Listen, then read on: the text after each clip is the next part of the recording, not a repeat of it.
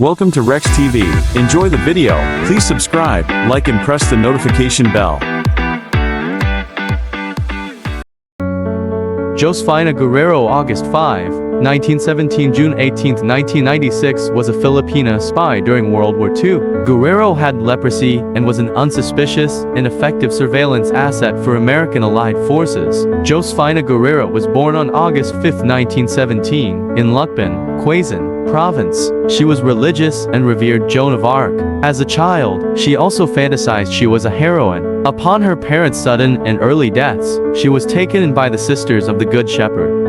After she had contracted tuberculosis, the nuns were unable to care for her, and her grandparents looked after her. Once she recovered, she was sent to Manila to be educated at a convent. Guerrero enjoyed art, poetry and music, and actively participated on sports teams. She was described by many as attractive, lively and jolly. On April 21, 1934, she married an affluent medical student, Renato Maria Guerrero, the son of a renowned doctor, Manuel Severino Guerrero. She was 16 years old, and he was 26. They had a daughter 2 years later. In 1941, Guerrero was diagnosed with Hansen's disease, leprosy. Her husband immediately moved out, and she was separated from their daughter. Having leprosy at the time was a stigma. As the Japanese invaded the Philippines in 1942, there was a shortage of medical supplies. Guerrero lost access to medication. She felt hopeless and depressed until she decided that if she was going to die, she would die with honor. She reached out to a friend, expressing her desire to become a soldier,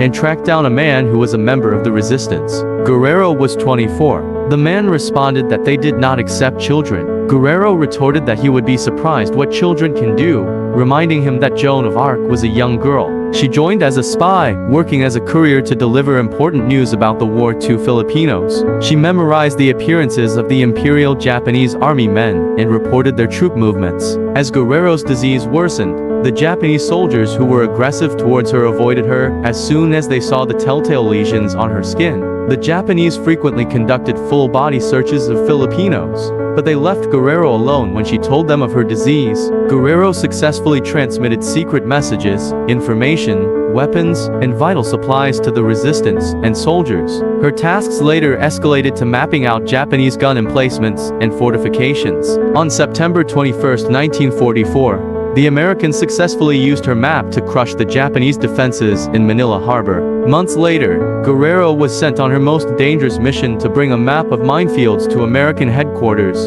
35 miles 56 km away. The map would help ensure the safety of the Americans as they proceeded to Manila to end the Japanese occupation. Guerrero accepted the task. She walked and reached the town of Hagonoy 25 miles 40 km into her journey. The area was an active combat zone. She rowed a boat which had to outrun river pirates. After landing on the coast, she walked 8 miles 13 km to her final destination, Calumpit, and realized that the Americans had already progressed to Malolos. She walked further to Malolos and gave the map to Captain Blair of the 37th Infantry Division. She suffered paralyzing fatigue and headaches throughout her journey. At the Battle of Manila, Guerrero tended wounded soldiers and civilians and carried children to safety, all while avoiding flying bullets. Because of Guerrero's disease, she was sent to Tala Leprosarium in Novaliches. The institution was filthy, and there was no running water or electricity. It was crowded, and there were only for nurses who looked after 650 patients. Necessities such as food, clothing and bedding were insufficient.